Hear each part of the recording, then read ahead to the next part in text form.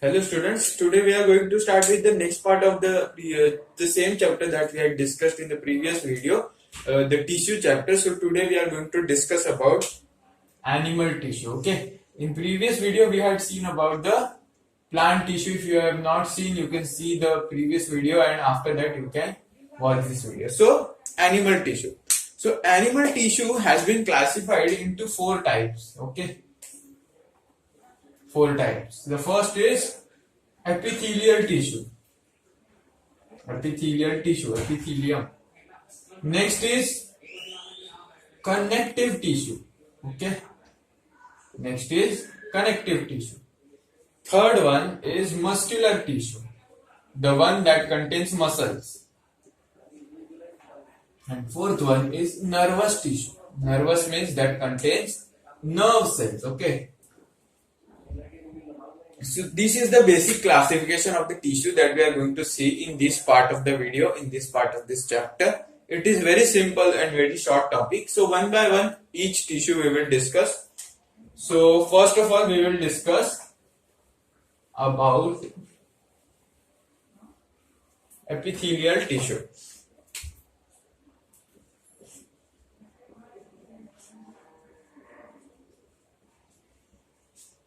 Now, what is tissue basically? Tissue is basically a group of cells of common origin and that perform the same functions. So, basically, learning about the epithelial tissue, what points you need to remember is it is thin, continuous, and very much important, that is protective layer of the body. Protective layer of body tissues or protective layer of the tissue. It lines the internal organs. Okay, internal organs. The outermost tissue found in the internal organs is epithelial tissue. So it is thin, continuous, and protective layer. Means the outermost surface of the very important organs, the body parts, it is formed by the epithelial tissue. So what is its basic function? Is protection of the internal parts of the body. So protection is the main basic function. Another few functions that you can say is absorption, protection, or general functions of the epithelial tissue: absorption, protection, and secretion also. Absorption, protection, and secretion. So these are the things that you need to remember about the epithelial tissue. So epithelial tissue is very general term. So in epithelial tissue, the cells may be arranged in different variety or they may be of different shapes. So on basis of shape, epithelial tissue has been classified into three types: squamous, cuboidal, and columnar. Now what is cuboidal? Means the cells may be cuboid shape like this.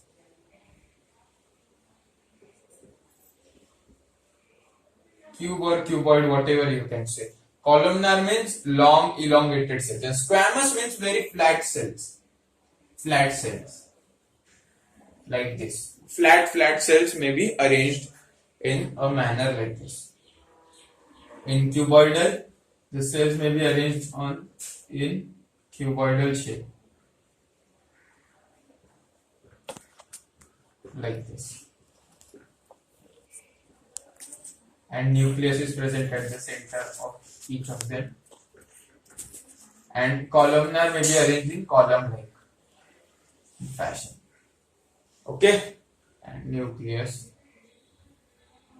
So this is the basically type of the epithelial tissue on basis of the shape: squamous, cuboidal, columnar. Squamous means flat cells, cuboidal means cuboid shape, and columnar means column shape. So basically epithelial tissue is the tissue which is protective in function, lines the internal organs, and another few functions that और कुछ functions इसके जैसे हम discuss कर सकते हैं वो है absorption, protection, and secretion. तो ये था epithelial tissue के बारे में. Next tissue that we are going to discuss और जिसके बारे में हम डिस्कस करने वाले अभी, वो है one of the most important tissue अपने ह्यूमन बॉडी का या फिर एनिमल टिश्यू का।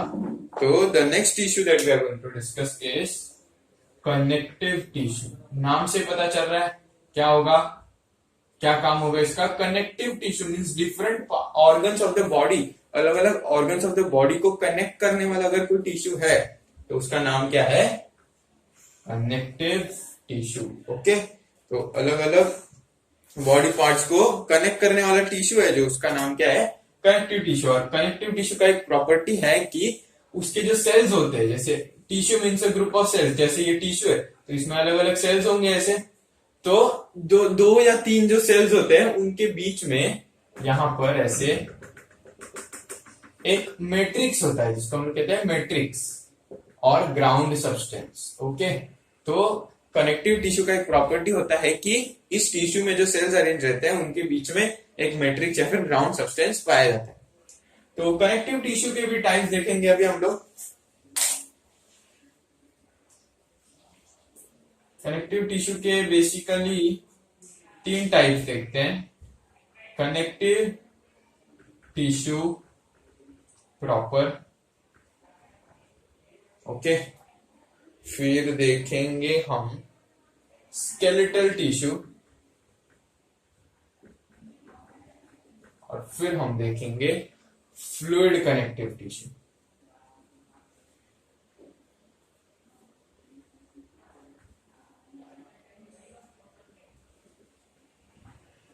ठीक है, connective tissue proper, skeletal tissue and fluid connective tissue. तो कनेक्टिव टिश्यू प्रॉपर 3 टाइप का होता है, 2 3। तो कनेक्टिव टिश्यू प्रॉपर को हम लोग पहले डिस्कस कर लेते हैं, फिर ये दोनों को करेंगे। ठीक है, तो connective tissue proper, connective tissue proper 3 type का होता है। फर्स्ट वाला एरियोलर टिश्यू। एरियोलर टिश्यू मतलब क्या होता है, एरियोला ये शब्द का मतलब होता है लूज स्पेसेस। ओके, तो एरियोलर टिश्यू या फिर एरियोलर कनेक्टिव टिश्यू एक ऐसा टिश्यू है जिसमें जो 2 या 3 सेल्स के बीच में बहुत ज्यादा लूज स्पेसेस प्रेजेंट होंगे। ओके, और क्या होता है, it is the most widely distributed tissue in animals. देखो सारे टिश्यूज, जो 4 टिश्यूज देखे, एपिथेलियल, कनेक्टिव, मस्कुलर और नर्वस, चारों में से सबसे ज्यादा कौन सा होता है, connective tissue. And connective tissue में भी सबसे ज्यादा कौन सा होता है, तो वो है एरियोलर कनेक्टिव टिश्यू। ठीक है, तो areolar connective tissue is widely distributed, it is present under the skin as a continuous layer and it fills up the small spaces between various organs and act as a packing material around the organ. तो empty spaces होने के कारण, 2 sales के बीच में empty spaces होने के कारण बहुत ज्यादा स्पेस ऑक्यूपाई कर लेता है। तो बहुत ज्यादा स्पेस ऑक्यूपाई करने की वजह से जो 2 या 3 इंटरनल ऑर्गन्स है उनको कनेक्ट करने में बहुत ज्यादा यूजफुल होते हैं। तो very much useful. And one more function क्या है इसका, कि इट इज, इसको सर्कल कर लेते हैं, and very much useful and it is present under skin, present under skin as continuous layer.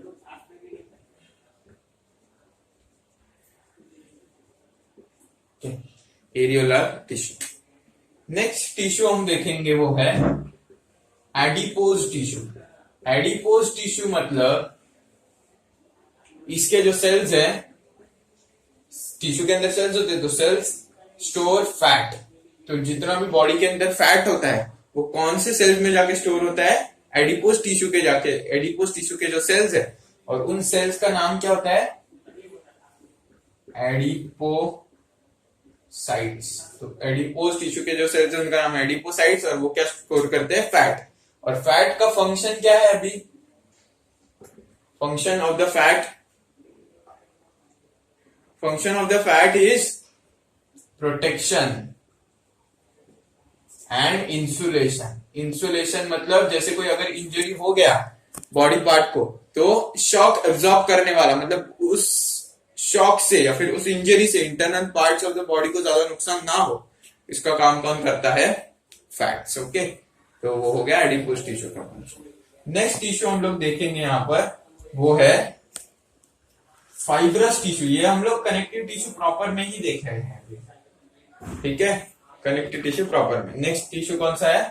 Fibrous tissue. Fibrous tissue में क्या होगा, जो टिश्यू होते हैं, है ना, तो मैंने बोला था कनेक्टिव टिश्यू में ऐसे सेल्स होंगे, उसके अराउंड मैट्रिक्स होगा। तो ये फाइब्रस टिश्यू में क्या होता है, ऐसे ही सेल्स अरेंज रहते हैं, और ये जो मैट्रिक्स है उसके अंदर क्या होता है, फाइबर्स होता है। क्या होता है? फाइबर्स। तो फाइबर्स भी दो टाइप का है, एक है व्हाइट फाइबर्स और दूसरा है येलो फाइबर्स। तो व्हाइट फाइबर और येलो फाइबर्स। तो व्हाइट फाइबर व्हाइट क्यों होता है? क्योंकि उसके अंदर एक प्रोटीन होता है जिसका नाम है कोलेजन। क्या नाम है? कोलेजन। और येलो इसलिए येलो होता है क्योंकि उसके अंदर एक प्रोटीन होता है जिसका नाम है इलास्टिन। ठीक है, तो कोलाजिन और इलास्टिन। और व्हाइट फाइबर्स का एग्जांपल क्या है? टेंडन। और येलो का एग्जांपल क्या है? लिगामेंट। ओके, टेंडन और लिगामेंट क्या है, इसको मैं यहां पर लिखता हूं, इसको इरेज कर देते हैं।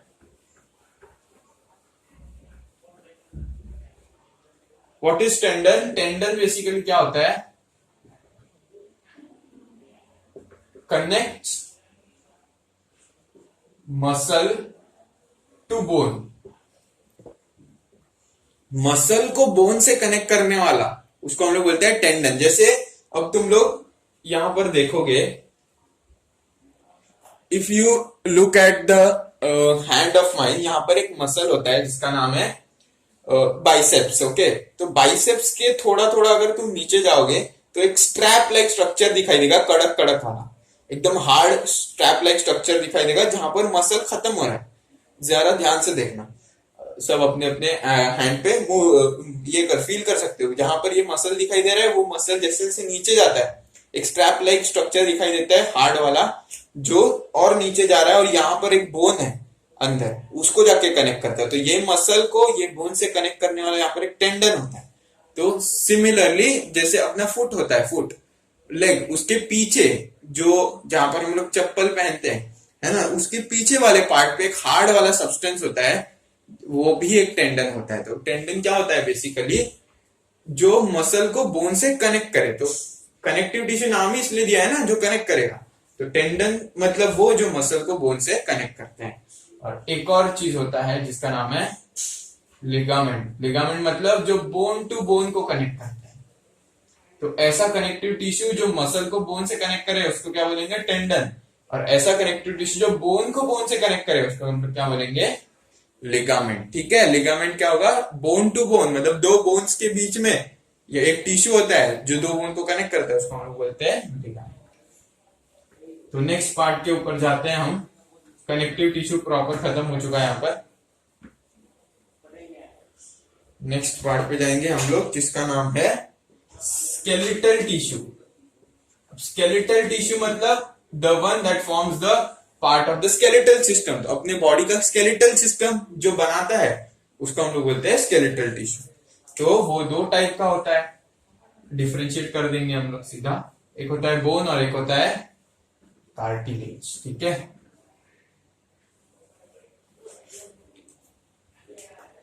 तो जो बोन का जो मैट्रिक्स होता है, मैट्रिक्स देखते हैं ना हम, इट हैज हार्ड मैट्रिक्स, इसलिए बोन हार्ड होता है। It has soft matrix. तो बोन के अंदर, बोन टिश्यू के अंदर जो सेल्स होते हैं उसको हम लोग क्या बोलते हैं? ऑस्टियोसाइट्स। और इसके अंदर जो सेल्स है उसको हम लोग बोलते हैं कॉन्ड्रोसाइट्स। ठीक है, ये इसमें होता है inorganic salts. Inorganic salts like calcium and magnesium, है ना, कैल्शियम या फिर मैग्नीशियम। इसमें ऐसा कुछ नहीं होता, इसमें इलास्टिक होता है, ये इलास्टिक इन नेचर। एंड और कुछ अगर लिखने चाहें हम लोग तो फिर कार्टिलेज कहां कहां पर होता है बॉडी में? At tips of nose. Nose के टिप्स पर आपको सॉफ्ट वाला पार्ट दिखाई देगा या फिर ईयर पिन्ना, कान का जो आउटर वाला पार्ट है उधर, वहां पर कार्टिलेज होता है। और बोन्स तो हम लोग को पता ही है कहां पर होता है बॉडी में। तो ये कुछ पॉइंट्स है बोन और कार्टिलेज के लिए। और भी कुछ एक या दो पॉइंट हम लोग लिख लेते हैं यहां पर।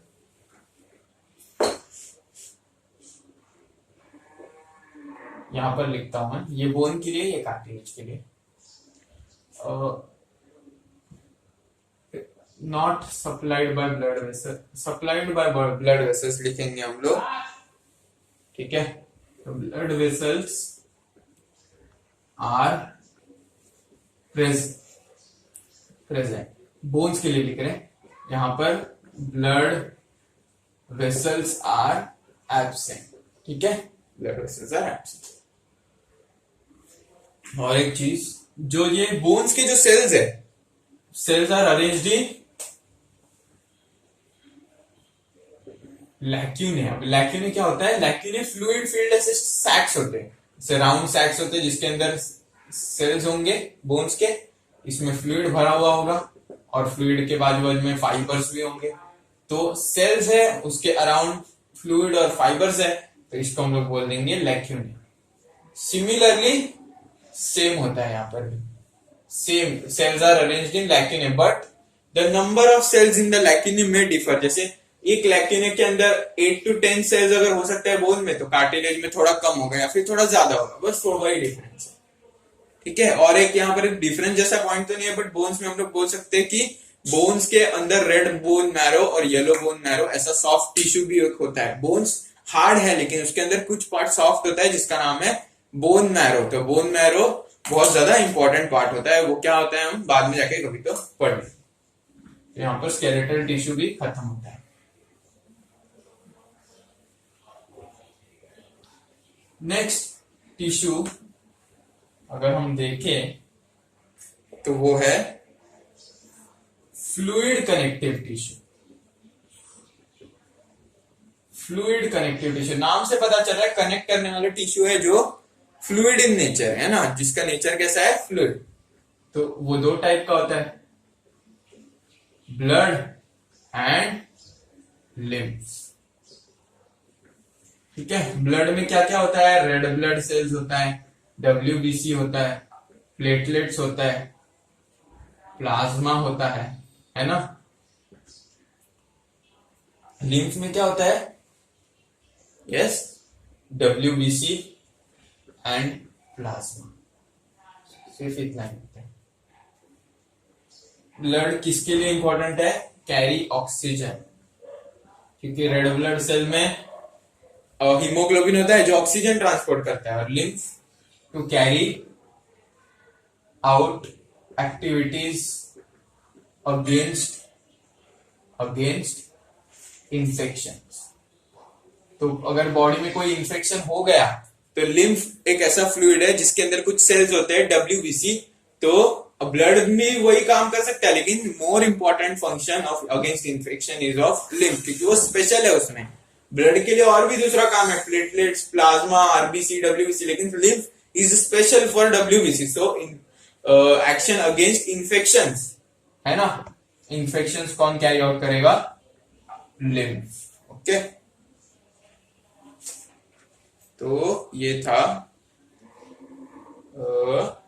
और carry oxygen, glucose, food material, और भी कुछ लिख सकते हैं, ठीक है।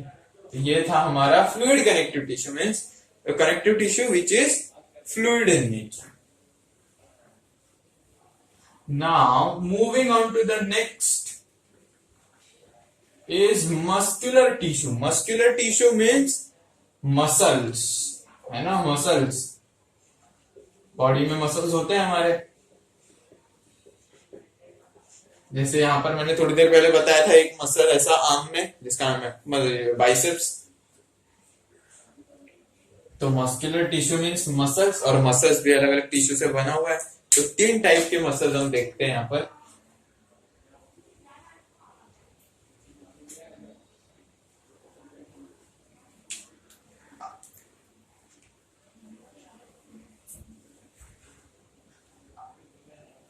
First is voluntary muscles, next is involuntary muscles, and third is cardiac muscles, cardiac muscles. Voluntary means जो हम लोग खुद कंट्रोल कर सकते हैं, the muscles that can be controlled by our own will. मतलब जैसे मुझे एक मसल मूव करना है तो मैंने सोचा मूव करना है तो हाँ मूव कर दिया। इनवॉलंटरी मतलब जिसको हम लोग सोच के भी कर नहीं सकते, जैसे स्टमक के अंदर कुछ मसल्स है ना, स्टमक के अंदर मसल्स होते हैं, तो अगर मैं चाहता हूं कि मैं स्टमक के अंदर की मसल्स मूव कर, स्टमक के अंदर की मसल्स जिसके कारण फूड डाइजेस्ट होता है, मैं बोलूंगा नहीं अभी स्टमक के अंदर के मसल्स मूव करने, तो हो पाएगा क्या? नहीं, वो अपने हिसाब से होते रहता है, मेरे खुद के हिसाब से नहीं होगा, तो उसको हम लोग बोलते हैं involuntary. And cardiac muscles means ऐसा मसल जो हार्ट के अंदर पाया जाता है ना, cardiac word stands for heart, तो वो अलग हो गया। इसको हम लोग स्ट्राइटेड मसल्स भी बोलते हैं, स्ट्राइटेड मसल्स, स्ट्राइएशंस, क्योंकि इसमें स्ट्राइएशंस या फिर ऐसा स्ट्रिप लाइक स्ट्रक्चर दिखाई देता है, स्ट्रिप लाइक स्ट्रक्चर। माइक्रोस्कोप के अंदर देखेंगे तो ऐसा स्ट्रिप लाइक स्ट्रक्चर दिखाई देगा, कुछ इस ऐसा शेप होता है इसका।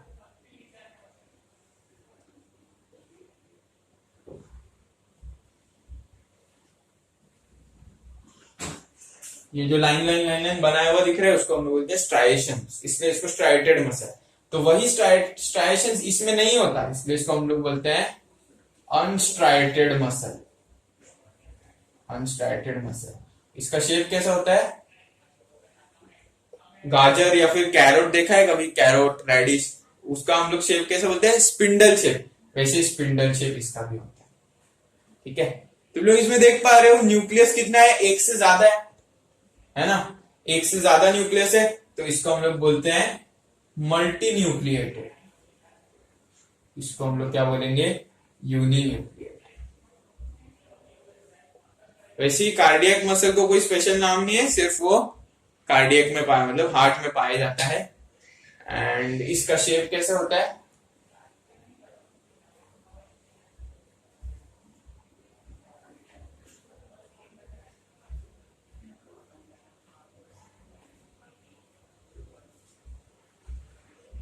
ऐसा कुछ।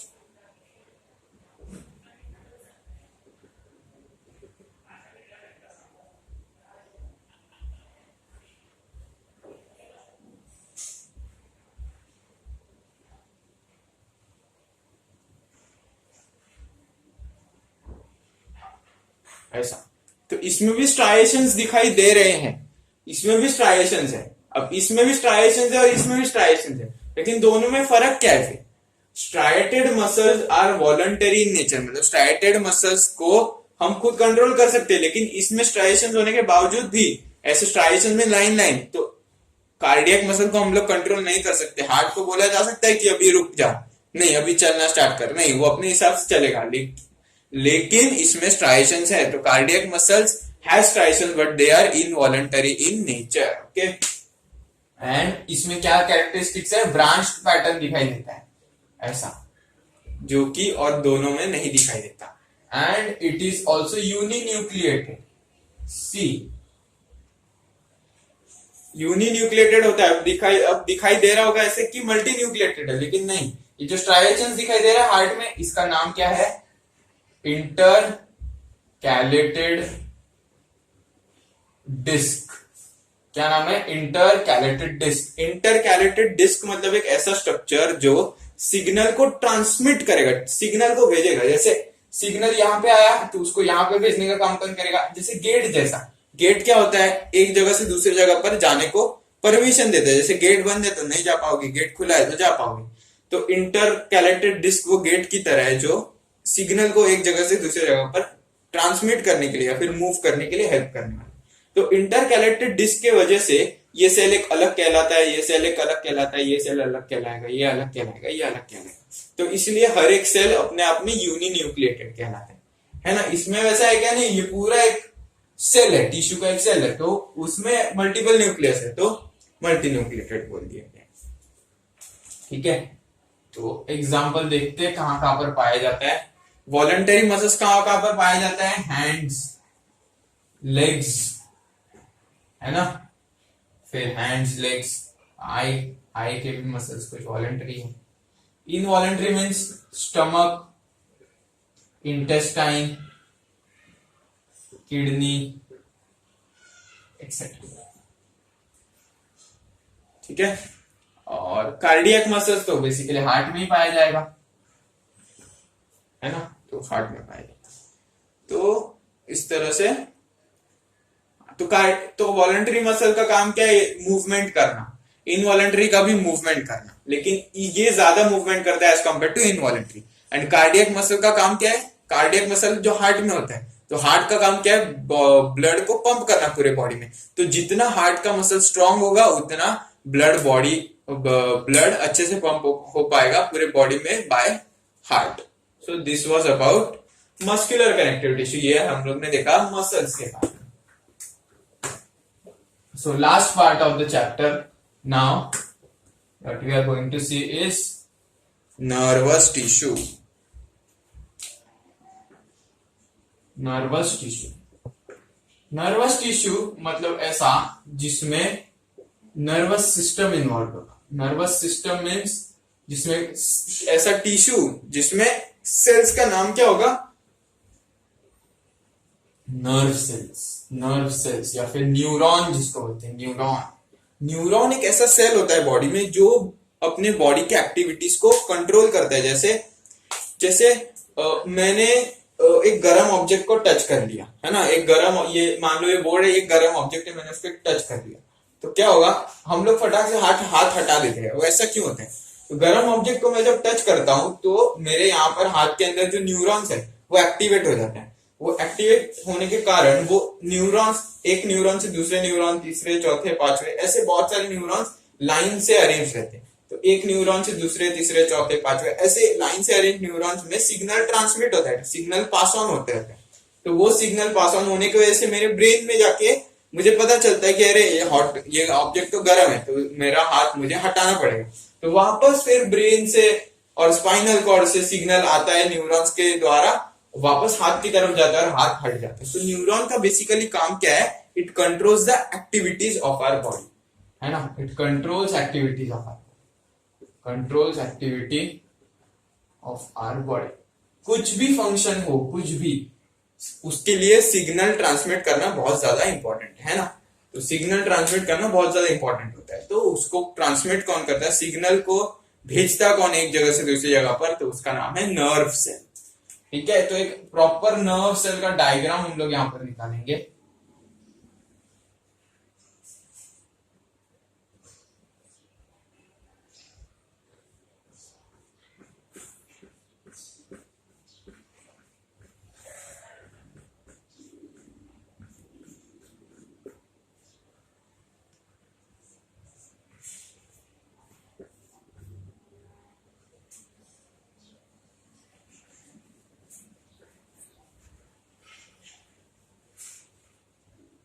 तो ये है एक न्यूरॉन का डायग्राम, ठीक है। न्यूरॉन का डायग्राम है, तो ये एक न्यूरॉन का डायग्राम। तो ये जो सेंटर में दिखाया है हमने उसका नाम है न्यूक्लियस। यहां पर जो स्ट्रक्चर दिखाया है उसको हम लोग बोलते हैं एक्सॉन। ये जो दिखाया है उसको हम लोग बोलेंगे डेंड्राइट्स। और यहां पर जो है उसको हम लोग बोलते हैं नर्व एंडिंग, मतलब जो नर्व है उसका एंड वाला पार्ट।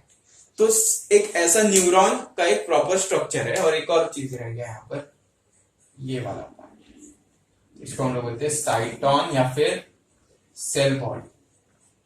तो सिग्नल अगर आएगा तो सबसे पहले सिग्नल यहाँ पर टच होगा डेंड्राइट्स के ऊपर, फिर वहां से सिग्नल नीचे की तरफ जाएगा, नीचे की तरफ जाएगा जाएगा जाएगा, और ये एक्सॉन जो होता है वो सिग्नल को लेकर जाता है नर्व एंडिंग्स तक। और ये नर्व एंडिंग्स, अब इसके नीचे एक और ऐसा न्यूरॉन होगा, इमेजिन करो इसके नीचे एक और ऐसा न्यूरॉन है।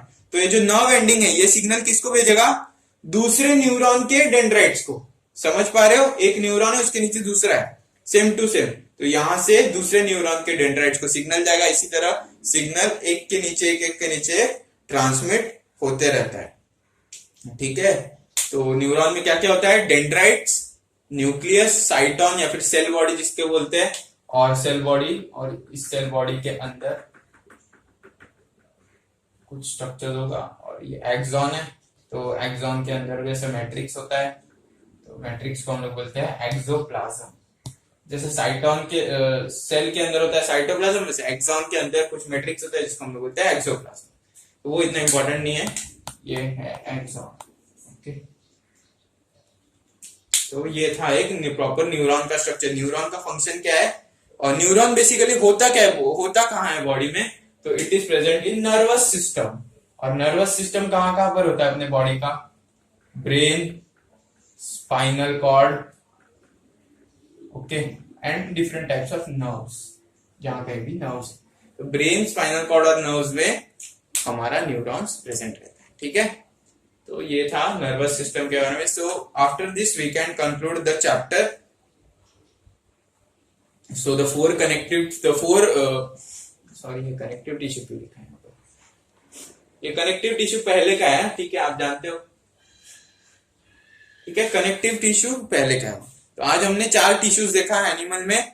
फर्स्ट कौन सा था, एपिथेलियल टिश्यू, सेकंड कौन सा था, कनेक्टिव टिश्यू, थर्ड कौन सा था, मस्कुलर टिश्यू, फोर्थ कौन सा था, नर्वस टिश्यू। सबसे ज्यादा पाया जाने वाला टिश्यू कौन सा है, connective tissue. And connective tissue में भी सबसे ज्यादा पाया जाने वाला कौन सा है, तो वो है एरियोलर कनेक्टिव टिश्यू। ठीक है, तो इस तरह से इस चैप्टर को हम खत्म करते हैं। इस चैप्टर का आप नोट्स ले लीजिए एंड रीड कीजिए इस चैप्टर को टेक्स्ट बुक में से, आपको और अच्छे से समझ आएगा। Thank you.